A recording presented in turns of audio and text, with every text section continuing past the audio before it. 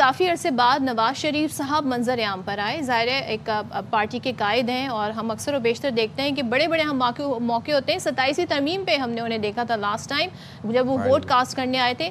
اب ہوا کیا ہے, خاص طور پہ جو ضمنی الیکشن ہوئے تو ضمنی الیکشن میں نون لیگ کو کامیابی ہوئی اور وہ کہہ رہے ہیں دیکھیں جی ہماری کارکردگی کو ووٹ پڑا ہے اور بیانیہ جو ہے مخالف پارٹی کا وہ ہار گیا ہے. اس کے بعد نواز شریف صاحب سابق وزیر اعظم ان کی انٹری ہوتی ہے اور پھر وہ وہاں پر باقاعدہ ایک تقریر بھی کرتے ہیں. لیکن انہوں نے کہا جی کہ بانی پی ٹی آئی اکیلے مجرم نہیں ہیں بلکہ انہیں لانے والے اس سے بڑے مجرم ہیں اور بانی پی ٹی آئی کے لانے والوں سے پورا حساب لینا چاہیے. اب یہ جو سارے لوگ بیٹھے تھے ان میں یہ 9 منتخب لیگی ارکان تھے جو الیکشن جیت کر آئے ہیں. اب کہتے ہیں جی کہ گزشتہ دور حکومت میں ملک میں صرف تباہی آئی. پھر انہوں نے کچھ نمبرز بھی شیئر کیے کہ انفلیشن جب پچھلی حکومت تھی تو کیا تھا, پچھلی حکومت سے مراد پی ٹی آئی کی حکومت کیا تھی, ہماری حکومت میں کیا انفلیشن کا ہے. کہتے ہیں جی میں نے اپنے دور میں بڑے کام کیے لیکن شہباز اور مریم مجھ سے آگے نکل گئے. تو ان شارٹ بڑے میاں صاحب کا سیاست میں آئی بلیو کہ واپس کم بیک ہو گیا, تو انہوں نے کیا کہا آپ کو سناتے ہیں. خان صرف اکیلا مجرم تھا, اس کو لانے والے بھی اس سے بڑے مجرم تھے جو اس کو لے کے آئے. پورا ان کا حساب لینا چاہیے. کرکٹ کھیلنے آئے تھے وہی کھیلتے رہے یہاں پہ 5 سال. ملک کا قوم کا دیوالیہ نکال دیا. نفرت, جھوٹ, گالی گلوچ, بدتمیزی, بدتہذیبی, دنگا فساد اور فتنے کو بری طرح سے اللہ تعالیٰ نے شکست دی ہے. جو حالت کی انہوں نے اس کا خمیازہ ہر پاکستانی بھگت رہا ہے. خود کئی فیصلے خود نہیں کر سکتے. بہت سارے فیصلے ہمارے غیروں کے ہاتھ میں انہوں نے دیے ہیں. میں شہباز شریف صاحب کو, مریم نواز شریف صاحبہ کو شاباش دیتا ہوں. ڈیفالٹ سے بچایا ہے. اقتصادی دیوالیہ پن ہو چکا تھا, اخلاقی دیوالیہ پن ہو چکا تھا, معاشی انسانیت کا یہاں پہ دیوالیہ پن کر دیا گیا تھا, میں سمجھتا ہوں. اچھا جی, موونگ فارورڈ ناؤ.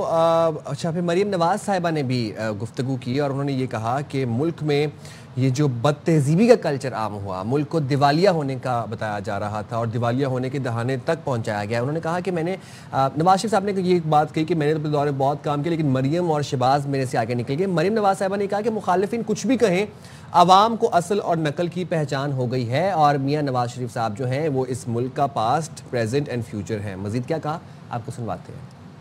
جس دن میں میاں والی میں گرین بس لانچ کرنے گئی تھی, مجھے اس دن پتہ چل گیا تھا کہ میاں والی میں تبدیلی آ گئی. ہری پور خیبر پختونخوا میں بھی اللہ تعالیٰ نے ایک resounding victory P M L N کو دی. ہر جگہ انہوں نے اپنے کینڈیڈیٹس کھڑے کیے اور ہمیں موروثی سیاست کا تانا دینے والوں نے کہیں اپنی بیوی کھڑی کی, کسی نے کہیں اپنا بھائی کھڑا کیا. اب آپ لاکھ تعویلیں گھڑتے رہے. بات یہ ہے کہ اب عوام کو سمجھ آ گئی ہے, نہ آپ کے کوئی جلسوں میں آتا ہے, نہ آپ کے کوئی بہکاوے میں آتا ہے, نہ آپ کے بیانیے سے اب لوگ بیوقوف بنتے ہیں کہ لوگوں کو اصل اور نقل کا فرق پتہ چل گیا. کوئی ایک ایسا سیاسی لیڈر 40 سال سے نہ صرف یہ کہ وہ سروائیو کر رہے, 3 دفعہ سازش کر کے ان کو نکالا گیا. مشرف سے لے کر جنرل فیض تک سب نے ایک ہی دعویٰ کیا کہ نواز شریف از ہسٹری. عمران خان نے بھی یہی کلیمز کیے جس کے بارے میں وہ یہ کہتے تھے, وہ یہ آپ کے سامنے بیٹھے ہیں. اور اس ملک کا پریزنٹ بھی وہ ہے, پاسٹ بھی وہ ہے, فیوچر بھی وہ ہے. اچھا جی, دوسری جانب ہم یہ دیکھ رہے ہیں کہ ایسے میں ساتھ ہی کچھ حالات ایسے ہیں کہ رپورٹس آ رہی ہیں. اس سے پہلے آپ نے دیکھا ہوگا آئی ایم ایف کا سروے بھی آیا, لیکن اس پہ بھی بات کریں گے. لیکن ہم خاص طور پہ دیکھ رہے ہیں جو ملکی حالات ہیں اس میں دہشت گردی کے واقعات جو ہو رہے ہیں وہ کافی تشویشناک ہیں. خصوصاً ہم کے پی کی اگر بات کریں تو دہشت گردی کے واقعات میں یہاں پر حالیہ دنوں میں اضافہ ہوا ہے اور خیبر پختونخوا کے جو اراکین اسمبلی ہیں انہیں منشیات خاص طور پر نوجوانوں میں آئس کے بڑھتے استعمال کو بڑا خطرہ بھی قرار دیا ہے. ساتھ ہی ملک میں ہم یہ دیکھ رہے ہیں سروے آ رہے ہیں. اس سے پہلے آئی ایم ایف نے کیا کیا نہیں بتایا, کرپشن کے حوالے سے بہت بتایا, بہت سارے ڈپارٹمنٹس بتائے, ادارے بتائے کہ کہاں پر کیا ہو رہا ہے. لیکن ایسے میں ایک اور سروے آیا ہے, لیبر سروے. وہ یہ بتاتا ہے کہ بے روزگاری بڑھنے سے قومی لیبر سروے ہمیں یہ بتاتا ہے کہ کس قدر نقصان ہو رہا ہے. گزشتہ 5 سال میں بے روزگاری میں 0.8% تک اضافہ ہوا اور 2023 کی مردم شماری کے مطابق ملک کی آبادی 24,14,90,000 ہے, جبکہ سروے بتاتی ہے کہ پاکستان میں اس وقت تقریباً 80 لاکھ افراد بے روزگار ہیں. اور اس سے پہلے آئی ایم ایف نے بھی بتایا تھا کہ پاکستان میں کرپشن اور گورننس کے جو مسائل ہیں اسے بہتر کر لیا جائے تو جی ڈی پی جو ہے وہ 5 سے 6% تک ترقی کر سکتی ہے. تو اسی حوالے سے پھر بات کر لیتے ہیں. ہمارے ساتھ موجود ہیں مسلم لیگ نون کے رہنما وزیر مملکت و معاون خصوصی حذیفہ رحمان. بہت شکریہ حذیفہ, آپ نے باخبر سویرا کے لیے وقت نکالا. ذرا بتائیے گا ضمنی انتخابات کے نتائج سے مسلم لیگ نون کافی خوش اور مطمئن نظر آ رہی ہے، سیٹسفائیڈ نظر آ رہی ہے. کافی دنوں بعد نون لیگ کے قائد میاں نواز شریف کا بیان، اس کا واضح ثبوت بھی ہے. کل ہم نے دیکھی بھی ساری تمام تر میڈیا بریفنگ، ان کی پریس کانفرنس. سیاسی سطح پر یہ پیش رفت آپ کو کیا لگتا ہے کہ کتنی اہم ہے؟ جی بہت شکریہ جی. مجھے ایک تو آپ کی آواز کلیئر نہیں آ رہی، لیکن بیچ بیچ میں کچھ الفاظ سے میں آپ کا پورا سوال سمجھ گیا ہوں. اچھا، لیکن جی پہلی بات تو یہ ہے کہ بالکل ضمنی انتخابات کے جو نتائج ہیں، بالکل پی ایم ایل این یہ سمجھتی ہے کہ بڑے خوش آئند ہیں. کیونکہ اگر آپ دیکھیں کہ جو ہری پور ہے، ضمنی انتخابات میں ہم نے اس وقت ووٹ لیا وہاں پر تقریباً 1,67,000، لیکن لوگ فیکٹس بھول جاتے ہیں بتانا. 2024 میں یہاں پر ہم نے 1,13,000 ووٹ لیا تھا، اور جب 1,13,000 جب ووٹ لیا تھا تب ظاہر ہے پی ٹی آئی جو ہے اس وقت ویو بھی تھی ان کی، اور پی ڈی ایم حکومت کی ناکامی کا بیانیہ بھی ہمارے سر پر ڈال دیا گیا تھا. بانی تحریک انصاف کو 3 سزاؤں کا بیانیہ بھی تھا، ایبسلوٹلی ناٹ بھی تھا. اس کے باوجود بھی یہاں پر 1,13,000 ووٹ جنرل الیکشن میں ہم نے لیا تھا. اور اب چونکہ کے پی کے اندر حکومت مکمل طور پر ناکام ہوئی ہے جو خیبر پختونخوا میں پاکستان تحریک انصاف کی، اس کے بعد لامحالہ ظاہر ہے ہمارا ووٹ بینک میں اضافہ ہوا ہے. اسی طریقے سے اگر آپ لاہور کی بات کریں، وہاں پر تو تحریک انصاف نے پورا حصہ لیا ہے. حماد اظہر باقاعدہ کمپین کرتے رہے، اس کے باوجود بھی آپ نے دیکھا کہ وہ ووٹر کہاں گیا جو کہتے تھے کہ ہمارا 1 لاکھ یا 1.25 لاکھ یہاں پر ووٹر ہے، اور وہاں پر صرف 27,000 ووٹ پڑے. اس کا مطلب یہ ہوا کہ لوگوں نے بار بار جو احتجاج تھا اور مارو اور مرو کے بیانیے کو مسترد کیا. اسی طریقے سے اگر آپ بات کریں ڈیرہ غازی خان کی، وہاں پر بھی جو پیپلز پارٹی کے امیدوار تھے انہوں نے باقاعدہ پاکستان تحریک انصاف کی پوری سپورٹ انہیں حاصل تھی، کیونکہ ان کے جو بھائی ہیں سیف الدین کھوسا وہ تحریک انصاف سے تھے اور پوری کمپین انہوں نے چلائی. اس کے باوجود پی ایم ایل این کے امیدوار کو 80,000 ووٹ پڑا، اور جو پی ٹی آئی کی بیکنگ کے ساتھ جو تھے انہیں 50,000 ووٹ پڑا. یہ ساری اس بات کی غمازی کرتے ہیں کہ پی ایم ایل این کا ووٹ بینک بڑا ہے اور پاکستان تحریک انصاف کا ووٹ بینک کم ہوا ہے، اور لوگوں کا جو ہے پی ایم ایل این پہ اعتماد میں اضافہ ہو رہا ہے. جبکہ تحریک انصاف کا جو بیانیہ تھا، حذیفہ آپ ہمیں یہ بتا رہے ہیں کہ اس بار کیونکہ آپ لوگوں کو ایک یقینی جیت ملی ہے تو میاں صاحب منظر عام پر بھی آئے ہیں، پھر انہوں نے آ کر کارکنوں سے مخاطب بھی ہوئے ہیں. ورنہ تو ہم ہی سنتے تھے کہ جی میاں صاحب اکثر و بیشتر آپ کے ہی کارکن کہتے تھے جی ملاقات کا موقع نہیں ملتا. تو آپ انہیں یقینی جیت کے بعد سیاست میں اسی طرح ہم انہیں دیکھتے رہیں گے تواتر کے ساتھ؟ جی صاحب آپ نے بڑا اہم سوال کیا. پہلی بات تو یہ ہے کہ اگر آپ ماشاءاللہ اس دشت کی خاک چھانتے ہوئے آپ کو عرصہ ہو گیا ہے، لیکن اگر آپ میاں نواز شریف صاحب کی سیاسی زندگی دیکھیں تو آپ کو یاد ہوگا 2007 میں تمام انتخابی مہم کو میاں نواز شریف صاحب نے لیڈ کیا، لیکن 2008 میں بینظیر بھٹو کے اسینیشن کے بعد میاں نواز شریف صاحب وزیر اعظم نہیں بن سکے. تو آپ کو یاد ہوگا کہ 8 سے 13 تک میاں نواز شریف صاحب شہباز صاحب کو انہوں نے موقع دیا، انہوں نے پنجاب چلایا. میاں صاحب نے شاذ و نادر کوئی امپورٹنٹ میٹنگ ہو یا کوئی امپورٹنٹ ایونٹ ہو، اس کے علاوہ کوئی اس طریقے سے انہیں کوئی جلسے جلوس نہیں کیے. 13 سے 18 تک میاں نواز شریف صاحب خود ڈرائیونگ سیٹ پر تھے، ملک کے وزیر اعظم تھے. آپ نے دیکھا ان کا سیاسی کردار سب کے سامنے تھا.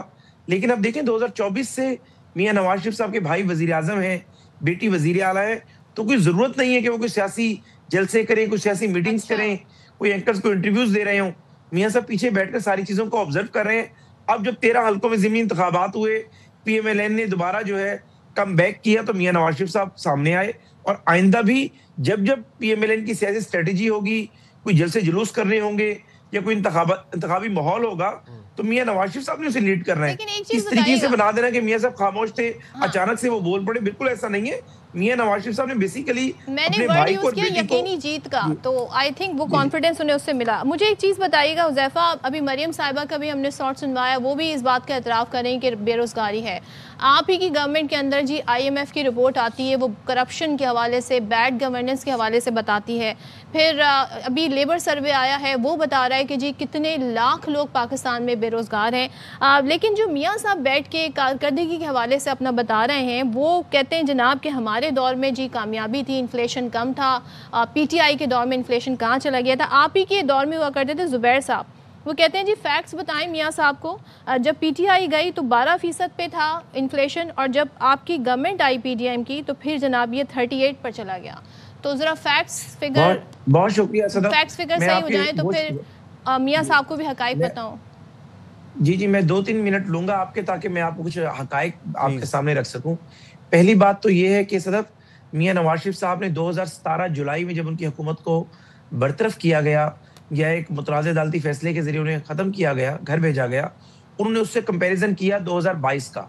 2022 میں آپ کو یاد ہوگا کہ پاکستان تحریک انصاف کی حکومت دنیا کی واحد حکومت تھی جس نے آئی ایم ایف کے ساتھ آفیشیلی ڈاج کیا, اور آئی ایم ایف نے اس کے بعد پوری دنیا کو جا کر بتایا کہ ہم قرض کے متعلق ایک مالیاتی ادارہ ہے اور پاکستان واحد ملک ہے جن نے ہمارے سے مس کمٹمنٹ کی ہے. اور آپ کو یاد ہوگا کہ اس مس کمٹمنٹ کی جو کاسٹ ہے پاکستان نے بڑی ہیوی کاسٹ پے کی. چائنا ہو گیا, سعودی عربیہ ہو گیا, ٹرکی ہو گیا, پاکستان کے دوست ممالک تھے, انہوں نے بھی ہاتھ کھڑے کر دیے تھے کہ جو ملک آئی ایم ایف کو ڈاج کر سکتا ہے لین دین کے حوالے سے, ہم تو چونکہ مالیاتی حوالوں کو اس طریقے سے ٹریٹ کر ہی نہیں سکتے. اگر مالیاتی ایک بڑا ادارہ جو ہے وہ یہ کلیم کر رہا ہے کہ ہمارے ساتھ انہوں نے اتنا بڑا مس کمٹمنٹ کی ہے, تو اس کے بعد ظاہر ہے پاکستان کے دیوالیہ ہونے پہ ایک مہر ثبت ہو گئی تھی. اور بانی تحریک انصاف جولائی 2022 میں اگر آپ ان کی تقاریر وغیرہ اٹھا کر دیکھیں یا آپ ان کی زمان پارک میں پریس بریفنگ کو دیکھیں, وہ کہتے تھے کہ پاکستان کنفرم دیوالیہ ہوگا, کیونکہ انہیں پتا تھا کہ میں نے ایسی مائنز بچھائی ہیں کہ اس ملک میں دیوالیہ ہونا ہی ہونا ہے اور پاکستان سری لنکا بنے گا. عوام بڑی تعداد میں بے روزگار ہے, آئی ایم ایف تو آپ کی کارکردگی پہ سوال اٹھا رہا ہے. میں اسی طرف آ رہا ہوں, صرف ایک منٹ مجھے مزید دیں گی. اس کے بعد ہم نے کیا کیا, ہم نے آئی ایم ایف کا معاہدہ بچایا, اسے بحال کرایا, آپ کے میکرو انڈیکیٹرز کو ٹھیک کیا, جو آپ کے ریزروز 3-4 بلین ڈالر پر آ گئے تھے اسے 20 بلین ڈالر تک لے کر گئے. ڈالر جو 175 سے 330 پر چلا گیا تھا عدم اعتماد کے دوران, اسے 280 پر آ کر روکا. اب اس وقت دنیا کے تمام بڑے ادارے مانتے ہیں کہ آپ کے میکرو انڈیکیٹرز ٹھیک ہو چکے ہیں, لیکن جو بات آپ کر رہی ہیں وہ مائکرو انڈیکیٹر سے متعلق ہے, اس پر کام کر رہے ہیں اور کام ہونا باقی ہے. اور آئی ایم ایف کی جو رپورٹ کی آپ بات کر رہے ہیں وہ صرف فیڈرل گورنمنٹ کے متعلق نہیں ہے اور وہ کرپشن کے متعلق بھی نہیں ہے. وہ ظاہر ہے مختلف آڈٹ پیراز ہیں جن کو دیکھتی ہے آئی ایم ایف کے پیسے کی لیکیج ہو رئی ہے, اس کے اندر ظاہر ہے ایک بڑا حصہ سندھ بھی ہے, کے پی کے بھی ہے, پنجاب بھی ہے.